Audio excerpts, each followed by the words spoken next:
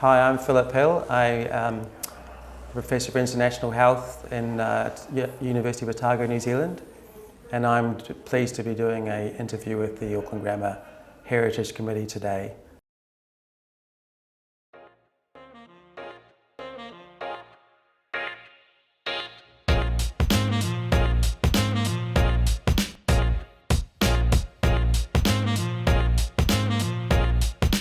Was it because we don't have sixth form prefects anymore? So was it a kind of thing where if you're a sixth form prefect, it would you be go to the front row the next year.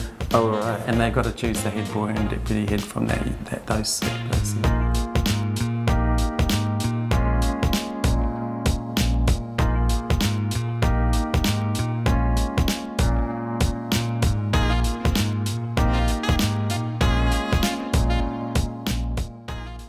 Thank you, Professor Philip Hill, class of 1981, for joining us today. Thank you. Nice to be with you. Nice to meet you. So we'll start with some of your early school life and how you found Auckland Grammar when you were here. And how would you describe Auckland Grammar in the 1980s? And could you highlight any particular influences, for instance, pop culture? Well, I think Auckland was a much less congested place. It was easy to bike to school from the other end of Epsom. And feel completely safe in doing so, and even at any time of the day, basically. I suppose Auckland Grammar, I haven't been living in Auckland for a while, so I don't know what Auckland Grammar felt like compared with what it feels like today. But it's always been a very prominent landmark in the city that you can see, especially from north to south. I suppose one of my strongest feelings was the feeling that I was at a place where if whatever I wanted to be, I could become, and I wouldn't wish I was at anywhere else. I didn't feel I was missing out on anything by being at Auckland Grammar, and in fact the opposite was true. You felt like that you were at one of the best schools in the world, and I think the older I get, the more I realise, having travelled internationally, that it truly is one of the best boys' schools on the planet. And so there was that strong feeling of being able to excel if you wanted to. I think the 80s was a period of less complicated in many ways. We didn't have internet, we didn't have social media. There was a lot of important things that were happening around the world. We had the Springbok tour.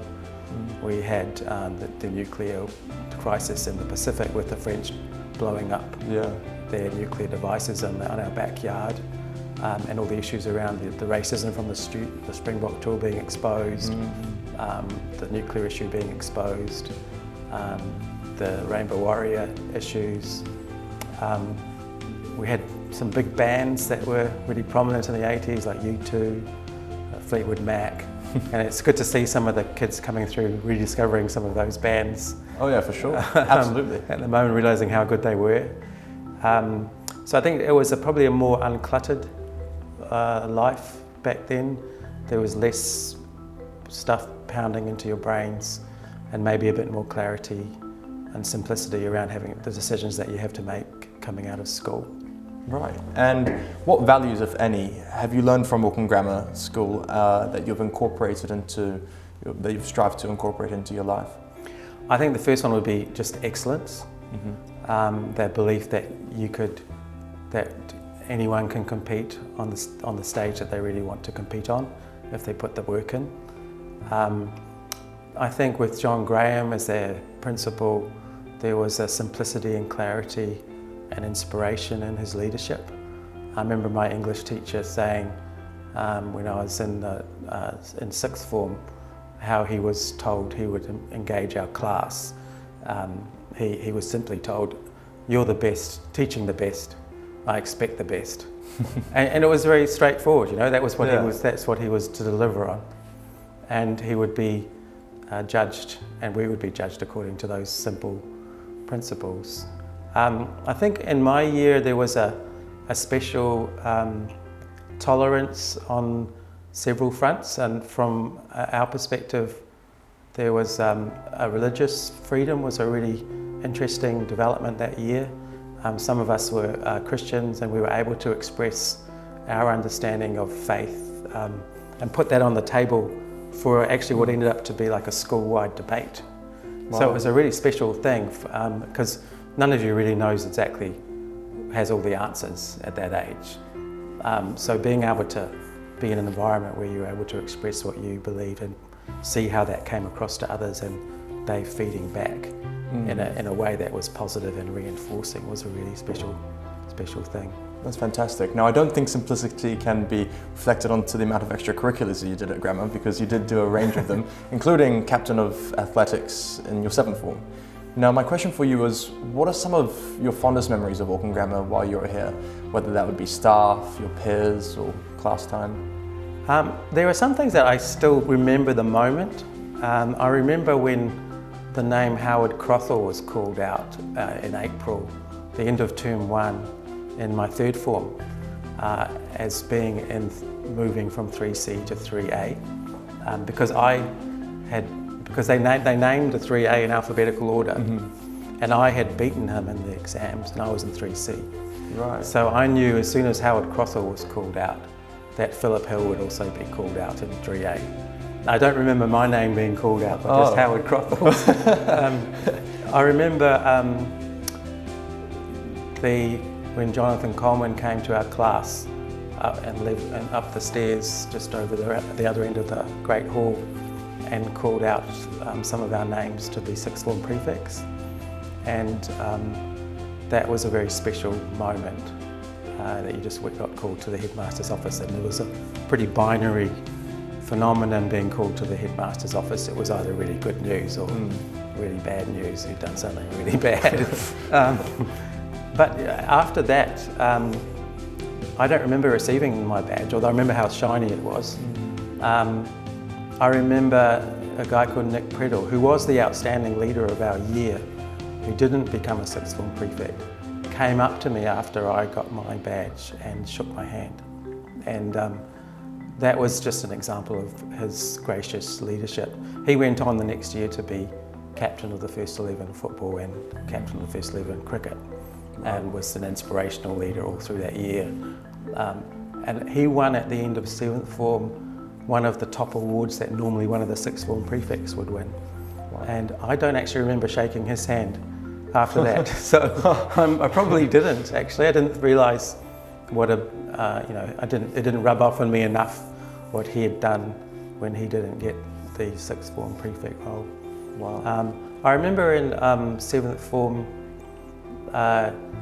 just planning to break the 1500 metre record that had been quite long standing, and I spent the first month of the year before the athletic sports rolling the track with the tractor, the heavy roller, and marking it out and getting it all measured and all the little holes filled and all that sort of thing. And then there was quite a strong wind blowing when we went for the record, and we had all the 3rd formers around blocking the wind. Yeah. So they all went round that side of the track on the outside blocking the wind. And we knocked 6 seconds off that record, so that was a special moment. And recently Guy Kilmister knocked some more seconds off it. Wow. And I got to meet him actually at the National Athletics Champs when he won the 1500. Wow. A few years ago, yeah. Gosh, that's incredible. And you have had an extensive career, including publishing 250 articles in peer-reviewed journals. And I was wondering if you could share some of your most significant findings or interesting findings and projects that you've completed over the years that you're particularly proud of. Yeah, well, it's difficult. I think at some points in my career I've been a master of finding out which things don't work. Right. But I think the biggest influence on my career has been in my time in West Africa, where we spent 6 years as a family, and I learnt how to do research there, and ended up having quite a few leadership opportunities that came up as well. And one of the things we did was we were right up in the rural area. We set up a big surveillance system, monitoring 200,000 people for the development of different infectious diseases, and we were able to show one of the new vaccines worked very well in that population, And we're continuing to see new discoveries around how long that protection lasts and what different age groups it is best in, and then looking at also finding some unexpected findings as well.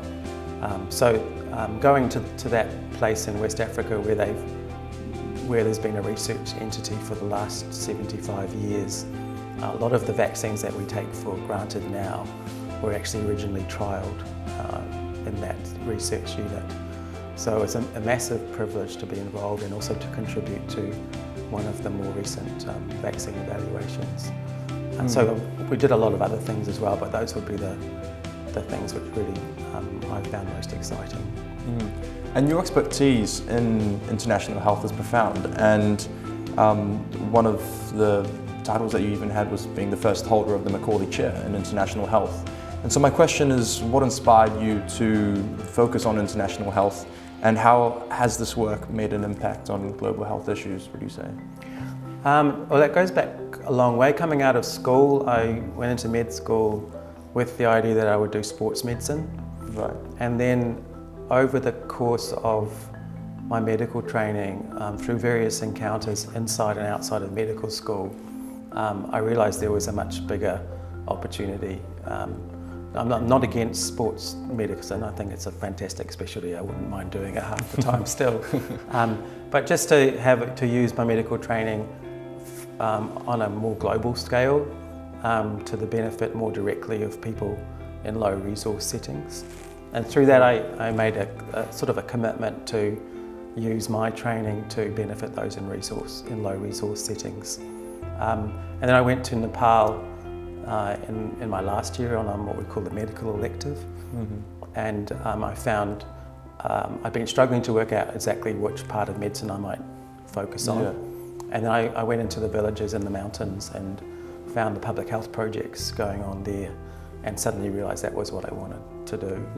And then mapped out a course of training after that, and that led to specialty training in infectious diseases and public health, and then the research training in West Africa, and then that led to the Macaulay Chair position back in New Zealand at Otago.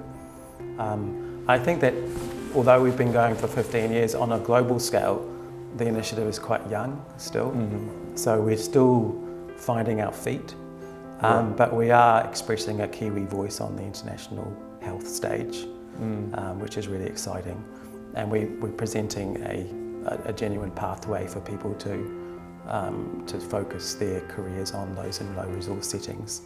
And I suppose more importantly, we train people in postgraduate studies from low resource settings, and then help them to become leaders back home when they finish. And during the COVID-19 pandemic, as an experienced epidemiologist, you served on ministerial advisory committees and councils, playing a pivotal role in the shaping strategies of how we went through the COVID phase for New Zealanders to protect New Zealanders. And would you be able to discuss some of the challenges you faced during that time, during that period, and the recommendations you made to the healthcare system and their performance? Yeah, I think the first thing was, as a not really involved person, was recognising that this virus was not the virus that they thought it was. So we had a plan for a pandemic virus, which was actually tailored to influenza virus. But influenza virus has quite different properties to a coronavirus, which is what actually was coming. So it's amazing how few people actually thought about whether this enemy was the same as the enemy we prepared for. So one of the things I'd been trained to do was to try and connect the actual properties of the virus or a pathogen with the solution, the right solution. So you tailor-make the right solution. And there was one really distinguishing feature to the coronavirus, which is what we call a long incubation period. And that means that you've got more time to find the contacts of coronavirus cases, and then put them into isolation or quarantine at home or in some other facility if need be.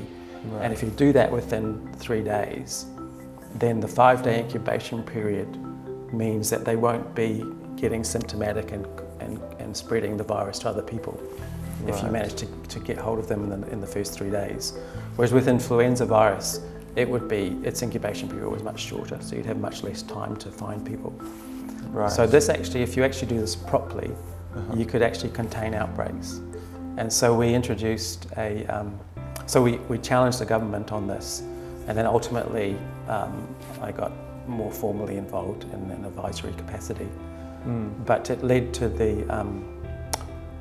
it led directly and indirectly to a strategy around outbreak management, where we developed indicators of performance for the system, so that if they moved quickly enough, they could actually contain outbreaks.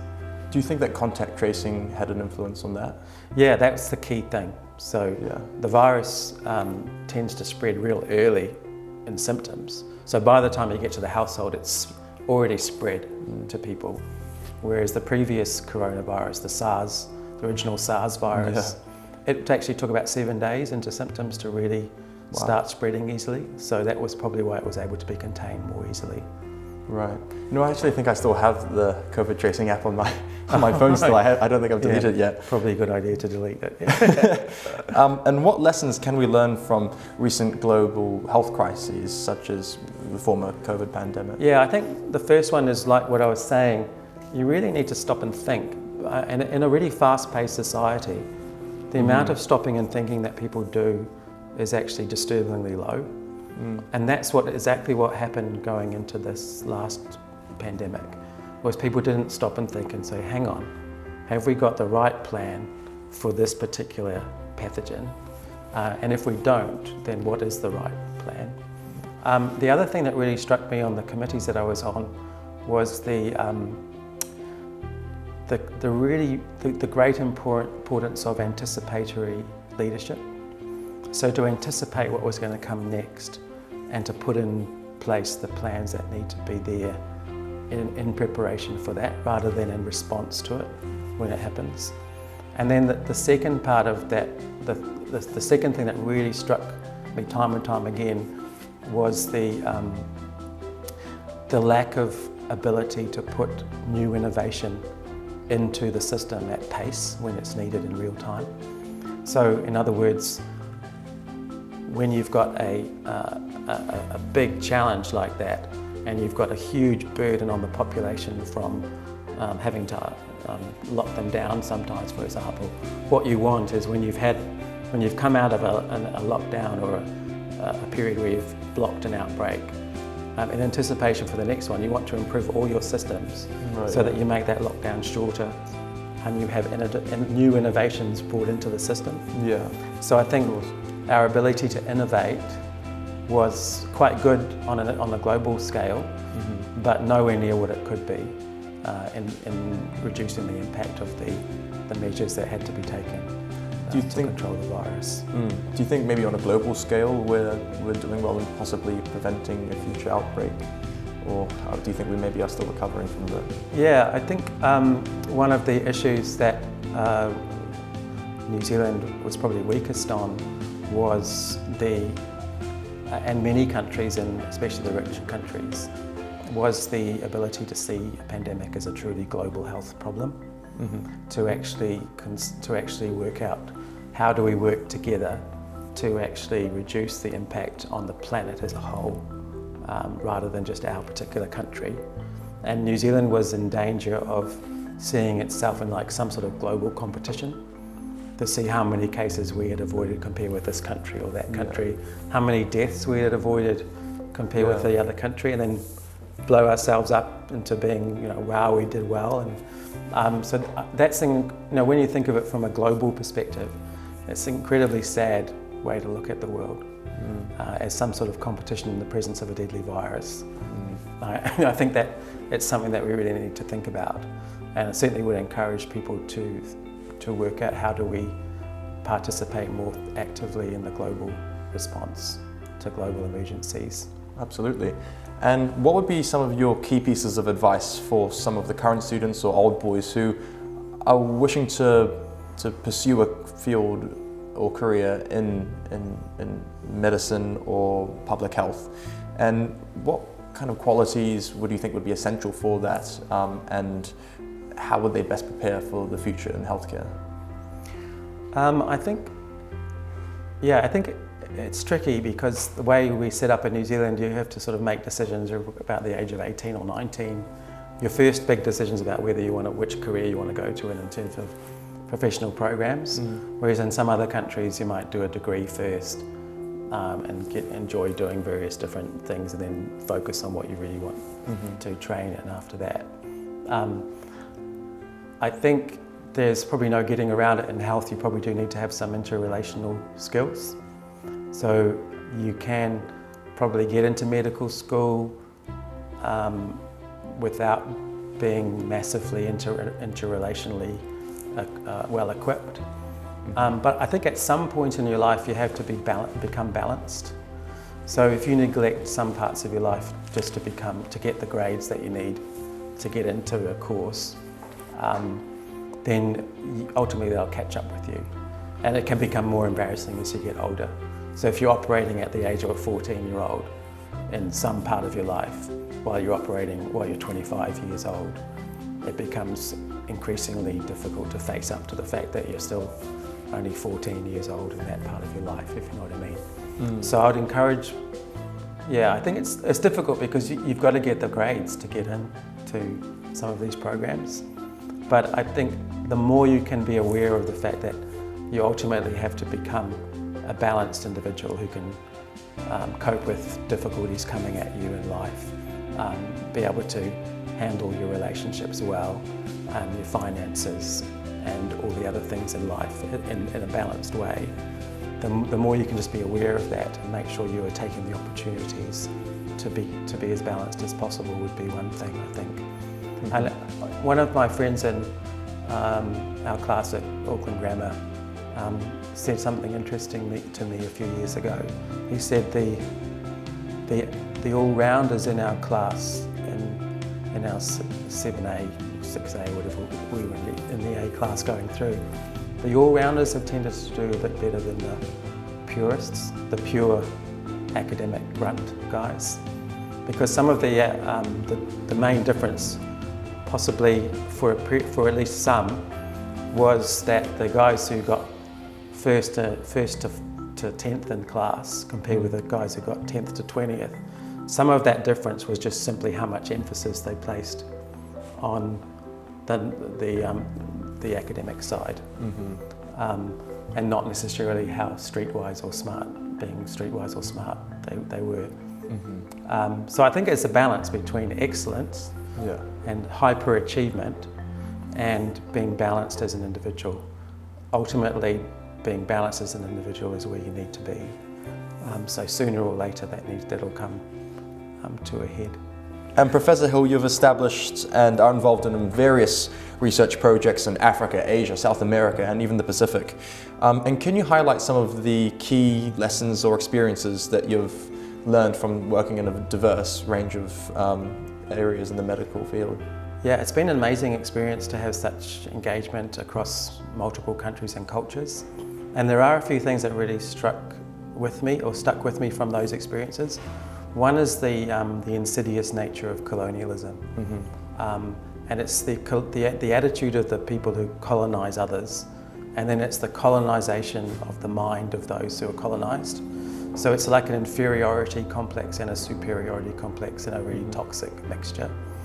And we underestimate, I think, a lot about how that has affected ourselves and the populations which we've effectively imposed colonialistic approaches on, and we still continue to do so, especially in the Pacific, from New Zealand and Australia's perspective. The second thing that really helped me a lot was realising in West Africa the imposed risk that people face of not being able to necessarily know if they've got a job tomorrow, whether they're going to be able to feed their family, and how they respond to that risk. And I notice in my children's lives and their friends and so on, that there's quite a lot of behaviour that is around risk aversion. And you see this in the way they relate to each other, how how they process all the complexity that life has now. And I think my big piece of advice there would be to take more risks and to honour those who have imposed risk in other countries and learn from that to take more risk. Ask that girl out. Don't be scared to fail on trying to do something. Have a go at something. And I do say to all my postgraduate students early on, I want you to fail. Not the same thing twice, but if you don't fail, then you don't know your boundaries. And so we've got to get away from an aversion to risk. And I certainly wish I'd taken more risk throughout my life. And I certainly encourage young people coming through to take more risks. I think those are probably the two main things. And I think maybe one more thing would be the richness that comes from people from different cultures and countries expressing who they are, escaping colonialistic models and ways of doing things in other countries, and be comfortable with expressing what they bring to the table. And you see, for example, a whole lot of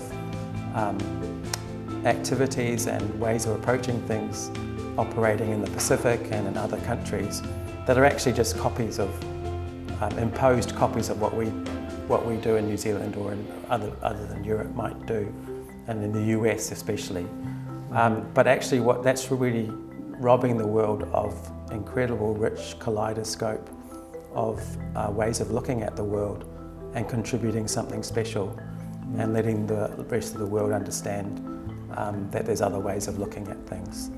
So it's really amazing to see when a culture and people are free from things that are imposed from outside and show the rest of the world what they've got to offer. It can be really special. Fantastic. Well, that's a very valuable insight. Yeah, thank you. And Professor Hill, how does it feel to be a recipient of the Augusta Award for 2023? For me, it's a great honour. I look at the names that have gone before and got a bit of a shock when I was called up, to be honest. And the more I reflect on the people who've got this award before, the more I realise how humbling it is. It's also special for me because I think I'm the first from my year to get the award. So I sort of feel like I'm representing that year in more than I normally would be. And I hope that will be represented even more in the future for the Augusta Award too. Fantastic. Well, thank you very much, Professor Hill, for coming in today to talk with the Headmasters Heritage Committee about your time at Grammar and your career. Particularly, I found interesting the international health side of things and how you experienced in a range of different areas, including Africa, for instance, and how to progress in the health system from there in preparation for even, say, another, touch wood, no crisis or pandemic later on. But thank you very much for your insights for today. Thanks, Mark. It's been a privilege. Thank you. Thank you.